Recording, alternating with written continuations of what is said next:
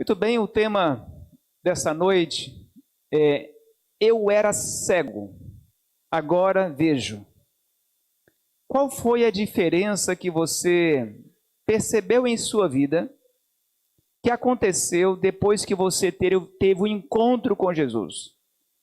É impossível termos um encontro real com Jesus e nossa vida permanecer a mesma. Então eu quero convidá-los nessa noite a estudarmos sobre esse milagre incrível da cura de um cego de nascença.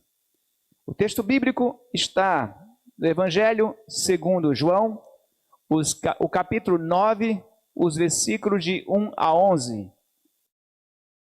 Então, o Evangelho segundo João, capítulo 9, versículos 1 em diante, diz assim: Caminhando Jesus viu um homem cego de nascença.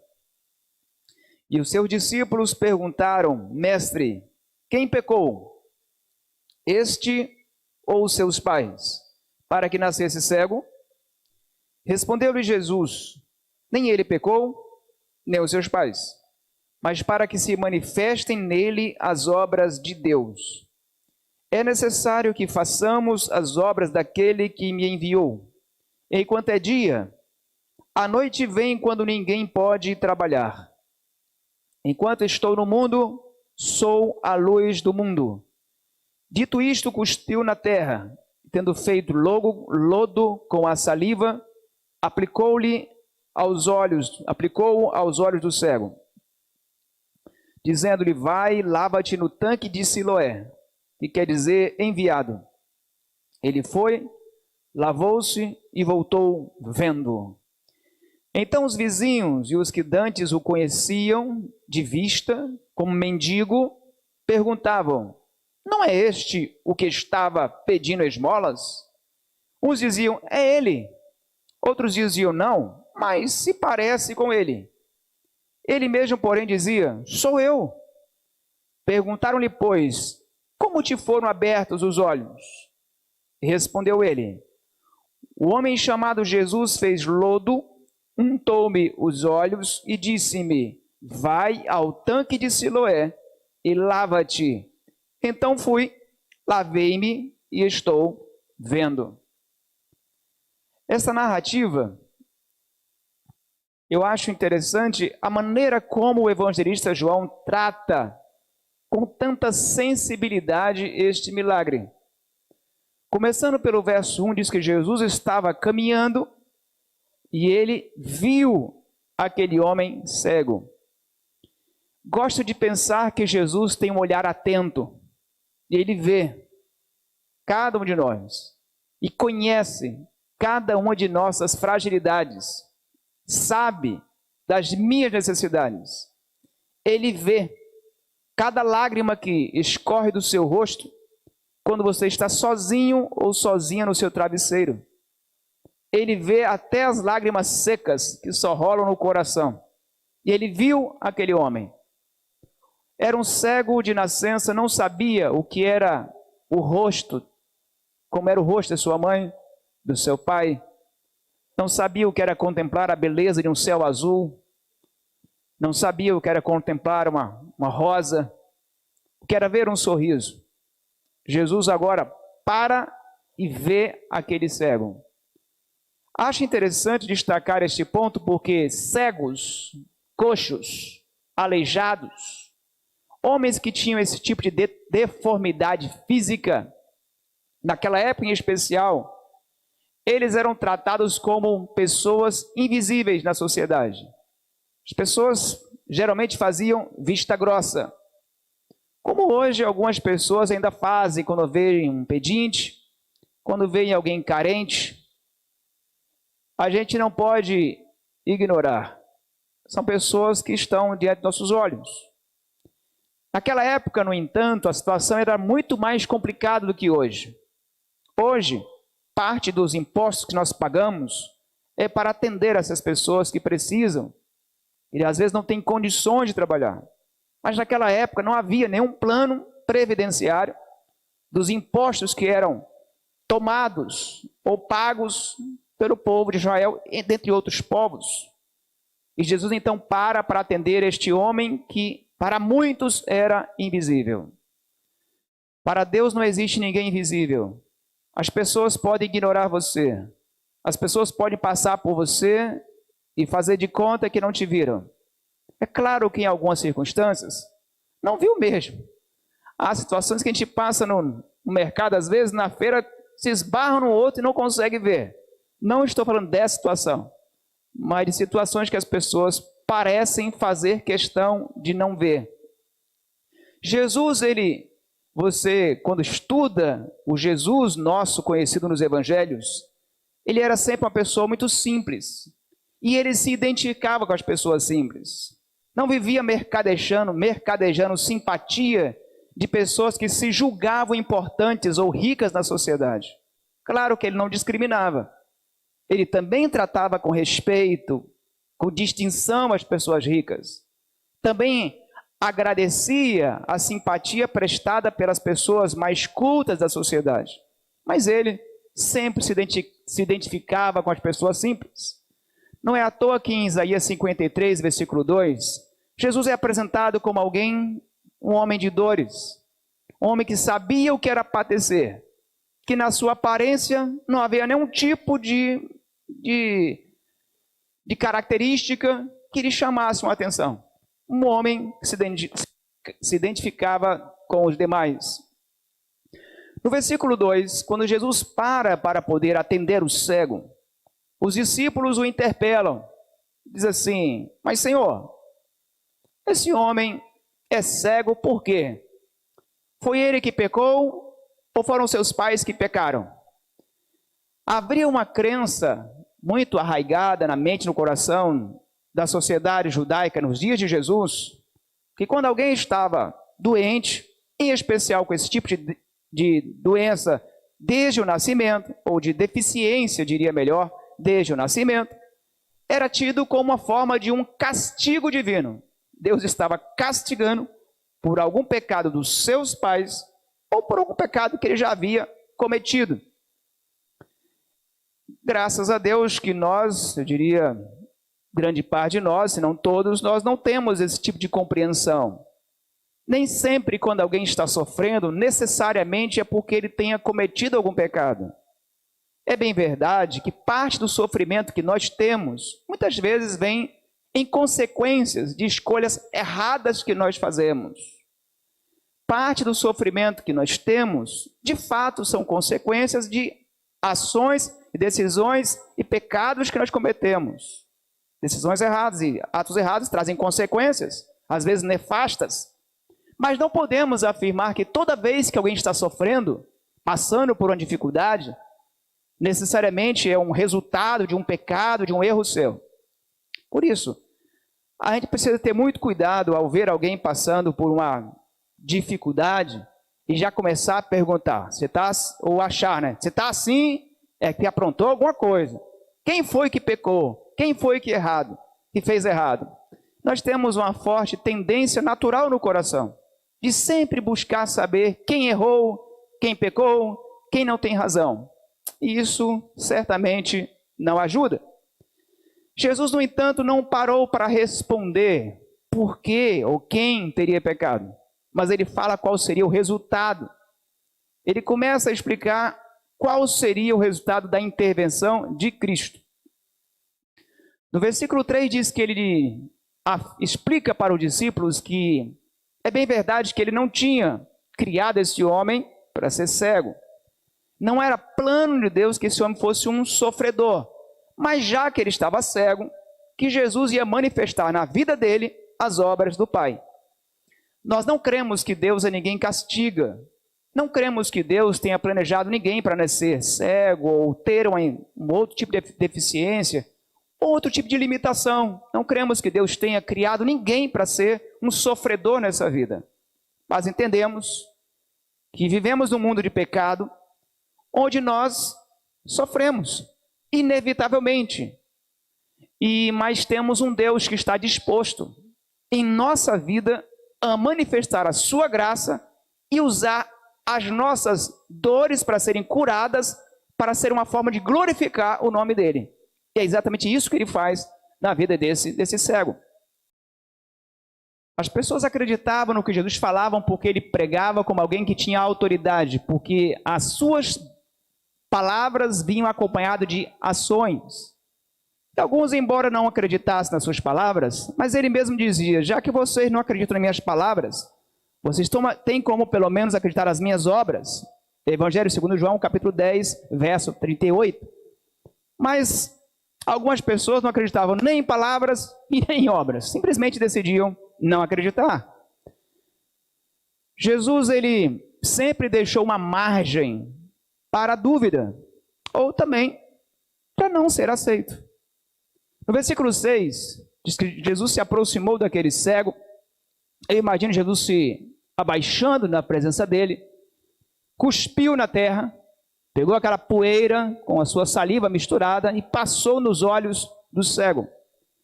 Muitos naqueles dias acreditavam que a saliva com barro tinha poder curativo. Embora nós sabemos que existem alguns tipos de tratamentos que se usa o barro, mas nós acreditamos que de forma nenhuma foi o barro e a saliva que curou os olhos daquele homem. Aquele era um gesto. Nós acreditamos que o que curou aquele homem foi o poder de Cristo e a sua fé manifestada em atender às ordens de Cristo. Jesus, em outros milagres, você também encontra ele usando a saliva para curar o surdo gago. Eu acho curioso porque aqui é apresentado Jesus curando os olhos, mas Jesus tem prazer também em curar os ouvidos. Jesus tem prazer também em curar a boca. Existem os cegos espirituais, existem os mudos espirituais, existem os surdos espirituais. Os cegos espirituais são aqueles que veem a palavra de Deus e não conseguem ver nada de atraente nela. Não sei se eu falo nessa noite para um cego espiritual. Ele olha e não consegue ver nada de atraente em ser cristão. Eu creio que não tenha nenhum cego espiritual aqui. Mas existem também os surdos espirituais. Eles ouvem as mensagens, eles ouvem as palavras, mas a sua vida não muda para melhor em absolutamente nada. Existem também aqueles mudos espirituais. Eles só ouvem mensagem, ouvem sermões e não conseguem falar de Jesus para ninguém. Ele é mudo espiritual. Ele não consegue. Ele consegue, inclusive, falar de muitos assuntos, menos do Evangelho, menos do que Deus fez na sua vida. Mas o mais importante é que o nosso Senhor Jesus Cristo tem o poder de curar os cegos, os mudos e os surdos espirituais. Esse é o Deus que nós servimos. No versículo 7, então, ele vai até o tanque, ele se lava, Jesus dá a ordem para que ele fosse se lavar ali. O tanque de Siloé, a palavra Siloé significa o enviado. E ali eu fico pensando que durante o percurso, um ou outro dizia o seguinte: por que você está com essa cara cheia de barro? O que você vai fazer? O homem colocou barro no meu olho para ir me lavar no tanque. Imagina o outro dizendo assim: deixa de ser besta. Ele está fazendo você pagar mico. O povo dando risada em alguns momentos. Mas eu imagino também que ao lado dele tivesse ali uma pessoa ou mais pessoas dizendo: não, vamos em frente. O mestre disse que você se lavasse, então vamos em frente. Quando Jesus nos dá uma ordem, nós não temos que entender tudo o que Deus fala para a gente. A vida cristã, ela não tem por base somente o que nós compreendemos. Em parte, nós compreendemos o que acontece na nossa vida. Mas algumas coisas acontecem na minha, na sua vida, que você não entende. Ou você aceita pela fé, ou você vai ser infeliz. A gente tem a nossa fé firmada, não em cima daquilo que se entende na razão. É claro que parte da nossa fé tem por base uma razão mantida na palavra de Deus, mas boa parte é mantido puramente pela fé. Não avançamos por garantias, nós avançamos por promessas. E aquele homem recebeu o desafio, a ordem: vai e se lava. Não tinha que entender como funcionaria, e de fato não teria como explicar como o milagre funciona. Você consegue entender e explicar como milagres funcionam? Milagres não se entendem, não se explicam. Milagre se crê e se recebe. E ele simplesmente vai. Ele sabia que essa era a sua participação no milagre. Jesus poderia simplesmente ter olhado para ele e dito assim: enxergue, precisava nem ter colocado barro e saliva.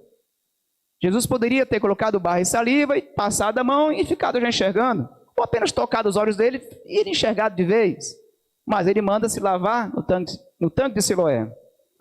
Você vai perceber que em vários milagres de Jesus, Jesus deixava uma participação para o homem, para a pessoa exercitar a sua fé. Com o milagre do vinho foi assim, a ressurreição da filha de Jairo foi assim, entre outros. A caminhada daquele homem do local que encontrou com Jesus até o tanque de Siloé era um exercício para a sua fé. Foi um teste de fé. E louvado seja Deus que ele passou no teste. Chegando no tanque, ele lavou os olhos e ficou vendo. Eu imagino a alegria dele quando começou a enxergar as pessoas. É claro que a princípio é provável que ele tenha sentido um pequeno ou grande incômodo. Quando você passa um tempo num lugar escuro e alguém liga a luz, a primeira reação não é a mais confortável do mundo. Às vezes dói um pouco, leva um tempo para você começar a enxergar a luz. Eu fico imaginando que aquele homem pode ter levado alguns instantes para conseguir enxergar a luz. Depois eu fico pensando a fase de descoberta, contemplar o rosto das pessoas, olhar para os passarinhos, olhar para os caminhos.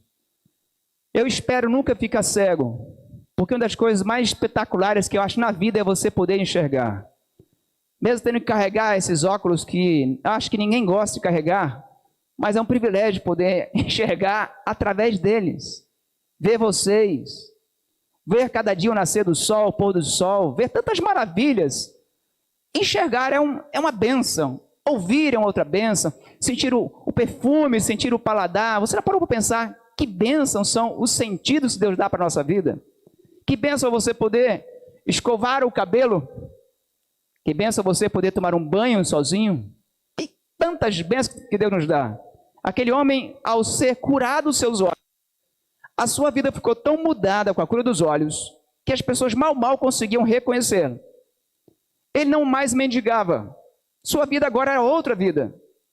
É interessante que quando Jesus toca e cura alguém, a sua vida ela é mudada. Não dá para a gente ter um encontro com Jesus, ser tocado por Jesus e querer continuar vivendo a mesma vida de mendigo, a mesma vida de miséria espiritual. Não é possível isso. Jesus, quando nos chama e nos cura, nos chama para a bênção, nos chama para ter uma vida transformada, modificada. Cada vida que Deus toca e transforma é um testemunho real do poder de Deus. Eu creio que cada um de nós que estamos aqui, nós somos um testemunho do poder de Deus neste mundo. Nós cremos que ter nossa fé e manter nossa caminhada na presença de Cristo é um milagre. Eu me vejo como um milagre. Acredito que a maior bênção que Deus tem me dado até hoje não é o fato de levar várias pessoas ao batismo, levar várias pessoas a orarem mais ou pregarem mais o evangelho. Considero que o maior milagre em todo o meu ministério é estar até hoje sendo um cristão na presença de Deus. Talvez o maior milagre que você veja em sua vida não seja vidas transformadas ao seu redor. Talvez o maior milagre que você veja na sua vida seja você estar cada dia sendo transformado e quando Jesus voltar, encontrar você pronto para morar com Ele na eternidade. Ali estava um fato irrefutável. O homem estava curado. O problema é que as autoridades que estavam ali, ao saberem da cura daquele homem, o chamaram. E uma das razões que eles se aborreceram era porque a cura dele havia acontecido no dia do sábado. E para os fariseus, para as autoridades religiosas, algumas tradições haviam sido quebradas. Por exemplo, poderia-se cuspir no sábado, mas nunca no chão. Teria que ser cuspido em cima de pedra, em piso, mas não no pó da terra, porque era interpretado como irrigar o solo. Poderia-se até caminhar uma certa quantidade, mas depois de um tempo de caminhada, tinha que parar no sábado, ou levar um banquinho, sentar e depois caminhar outra parte. Não se podia carregar um lenço no sábado, ou uma escova de cabelo no bolso, porque isso era transportar carga. Poderia-se jogar até uma água na ração do animal, mas não podia misturar a água na ração do animal. Por isso eles se aborreceram. Os fariseus nunca acusaram Jesus de não guardar o sábado. Eles o acusavam da maneira como ele guardava o sábado. Era o como que eles se irritavam. Em especial, a cura desse homem, eles acharam que era uma afronta para eles. Porque, por se tratar de uma doença crônica, por se tratar de uma pessoa que era doente desde o nascimento, o que custava esperar para o dia seguinte? Por que Jesus insistia em fazer curas no sábado? Os evangelhos apresentam 7 curas que Jesus fez no sábado. E isso irritavam esses líderes judeus. É provável que Jesus tenha feito outras curas no sábado. Afinal de contas, o próprio Cristo declara em Marcos 2, 27, que o sábado foi feito por causa do homem, e não o homem por causa do sábado. Eu entendo que o sábado é um dia especial também para você estar com a família. Eu entendo que o sábado pode ser um dia para um treinamento quando necessário, para um congresso quando necessário, para uma capacitação quando necessário, para a visitação ao irmão quando necessário. No entanto, acredito que não há um dia melhor que existe para pregar o evangelho do que o sábado. Acredito que o melhor dia que se existe para fazer visita batismal é sábado. Acredito que o melhor dia para você visitar seus amigos, interessados, afastados da igreja é sábado. Creio que o sábado ele tem uma atmosfera diferente. O sábado, embora seja um dia de 24 horas como todos os demais, mas eu creio numa bênção especial para o sábado. É por isso que às vezes algumas pessoas não entendem porque eu evito reuniões no sábado. Porque eu evito visitações para resolver problemas no sábado. Porque eu acredito que isso, sempre que possível, deve ser feito em outro dia. Mas você não deve deixar o sábado de maneira tão atarefada que você não possa dar uma atenção especial para o seu esposo, para a sua esposa, para os seus filhos, para as pessoas que você está pregando o evangelho. O sábado, certamente, é um dia especial para restauração e cura. O homem foi levado diante das autoridades e perguntaram o que aconteceu. E ele explicou. Eu era cego, um homem me encontrou, colocou barro nos meus olhos, como ele explicou para as outras pessoas. Eu lavei os olhos e fiquei vendo. E eles começaram agora a questionar, mas ele era pecador, não podia fazer no sábado. E começaram a argumentar com ele. Ele foi respondendo e perguntava de novo, ele respondia de novo. Chamaram seus pais, os pais, com medo de serem expulsos da sinagoga, negaram. É uma pena que os pais negaram. É tão triste quando os pais não têm coragem de defender seus filhos quando eles estão corretos. Os pais não precisavam ser covardes naquele momento. Não deveriam ter sido. Porque eles foram capazes de dizer que o filho era deles mesmo. E que tinha nascido cego sim. Mas não tiveram coragem de se unir a ele no seu testemunho. Mas eu louvo a Deus porque mesmo quando nossos pais, mesmo que se seu pai somente te abandonar, o Senhor nunca vai te abandonar. O cego foi expulso. Ele usou seus argumentos, venceu os homens na argumentação. Como eles não conseguiram prevalecer no argumento, começaram a fazer ataques. Você é nascido em pecado. Quem é você? Começaram a dar carteiradas para ele. E no final, quando não venceram no argumento, tentaram no grito e o expulsaram. Geralmente é assim que acontece. Quando a pessoa não tem capacidade de vencer no argumento, ele eleva o tom da voz. Quanto mais se eleva o tom de uma voz para você sustentar um argumento, mais enfraquece a sua capacidade de argumentar. E aqueles homens, então, perceberam que o jeito era expulsá-lo. Mas eu louvo a Deus porque no capítulo ainda 9, nos versículos 34 a 38, Jesus não o abandonou. Jesus o acolheu, na verdade. Jesus o acolheu. Jesus então chegou para ele e disse assim, você crê no Filho do Homem? Disse, mas é claro, tem como o Senhor mostrar para mim quem é o Filho do Homem, para que eu acredite nele? Ele disse, sou eu que falo com você. Ele disse, eu creio sim. A mesma luz que havia dado visão ao cego, essa mesma luz cegou aqueles fariseus. Eram cegos, não biológicos, mas cegos de coração. A soberba, a arrogância deles os havia cegado. O testemunho daquele homem eu acho incrível, que ele diz assim, olha, eu não sei explicar tudo o que aconteceu, mas eu sei o que eu era e eu sei o que eu sou agora. Eu sei que eu era cego e eu sei que eu estou vendo. Eu não sei explicar tudo o que aconteceu. Talvez você não saiba explicar todas as profecias do Apocalipse e de Daniel. Talvez você não saiba passar um estudo bíblico tão bonito como o seu diretor missionário. Talvez você não saiba explicar e pregar tão bem quanto alguns anciãos e anciãs que pregam nessa igreja. Mas uma coisa você sabe, Você sabe dizer o que Jesus fez na sua vida, o que foi que mudou. Então é exatamente isso que Deus quer que você faça. Conte às pessoas quem você era e quem você é hoje pelo que Deus fez na sua vida. Eu tenho certeza que você é outra pessoa. Agora, se você não tem nada para contar e se você não mudou em nada, talvez você precise experimentar um encontro real com Cristo, para que Ele toque seus olhos espirituais e você veja o quanto Ele pode abençoar você. Para que Ele toque seus ouvidos e abra seus ouvidos e o seu entendimento para a palavra dEle. Talvez Ele precise tocar a sua língua para poder você falar desembaraçadamente o Evangelho do Senhor Jesus Cristo. Eu não sei o que você precisa, mas de uma coisa eu sei. Todo aquele que encontra Jesus tem pressa para falar de Jesus.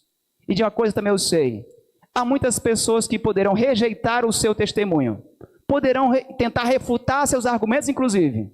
Mas ninguém consegue negar o poder de uma vida transformada. Ninguém consegue refutar a sua experiência que você conta do que Ele fez na sua vida. E há muitas pessoas também que estão dispostas a aceitar o Evangelho, a aceitar Jesus Cristo, como aquele cego. Eu quero concluir com essa citação do livro Atos dos Apóstolos, página 109, que diz assim: muitos estão no limiar do reino, esperando somente para serem recolhidos. Eu creio que há muitas pessoas ao nosso redor, gente sincera, que estão em nosso caminho, que estão em nossa vizinhança. Há muitos que vão rejeitar, mas há muitos que estão apenas esperando você e eu para serem recolhidos no celeiro do Senhor. A gente sincera, orando, pedindo uma visita. A gente sincera, orando, pedindo um culto na sua casa, uma oração na sua casa, e quer que você vá até Ele. Há pessoas como aquele cego, que precisam apenas de uma mão amiga, de um braço amigo, que o leve até o tanque de Siloé, que o leve até a presença do Senhor para ser lavado os seus pecados. Assim como em Atos 22:16 foi feita a Paulo uma pergunta: e agora por que te demoras? Levanta-te, lava os teus pecados, seja batizado. Eu creio que há muitas pessoas que precisam estudar a palavra de Deus e que precisam receber este convite. O que é que você está esperando? Por que está demorando? Levanta-te, recebe o batismo, lava os teus pecados. Você está disposto a ser mais um dos milhares que estarão levando outros ao tanque de Siloé para serem lavados? Creio que não há nada de especial nessa água do tanque batismal, mas eu creio que é o ato de fé. Não foi a água que curou aquele cego, não foi o lodo não foi a saliva nem o barro que curou aquele cego, mas a obediência à palavra de Jesus. Eu quero desafiar você em nome de Jesus a ser um missionário, um discípulo como Cristo, olhos abertos para enxergar o que estão à sua frente, precisando de que alguém o dirija a palavra de cura, palavra de consolo. Que você seja um dos que levam as pessoas ao tanque batismal. Que você seja um como aquele homem, com o coração aberto para obedecer sempre às palavras de salvação.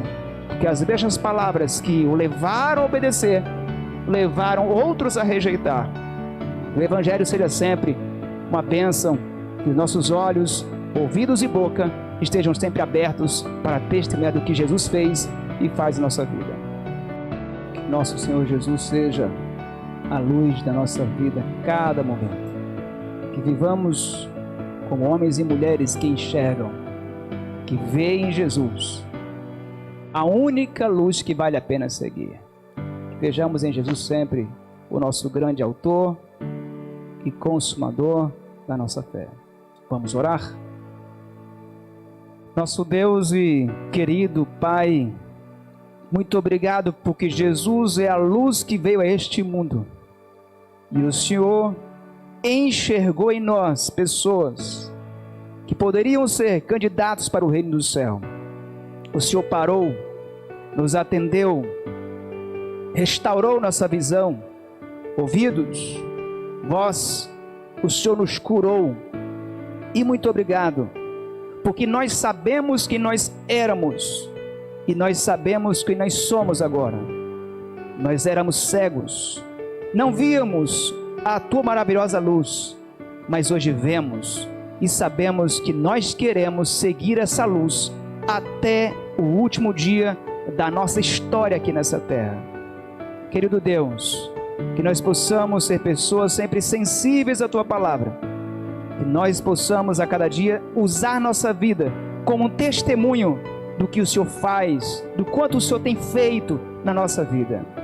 Pai Santo, que nós possamos sermos sempre dispostos a falar para outras pessoas e contar o que o Senhor tem feito em nós. Cura os nossos olhos, cura nossos ouvidos, cura nossa boca e nos ajude a encontrar as pessoas que estão no limiar do Teu reino, pessoas que precisam que alguém os leve até o tanque da salvação, até o tanque de Siloé. Que sejamos essas mãos e pés ajudadores, guiando pessoas aos pés de Cristo. É o que nós pedimos, Pai, te agradecemos sempre em nome de Jesus. Amém.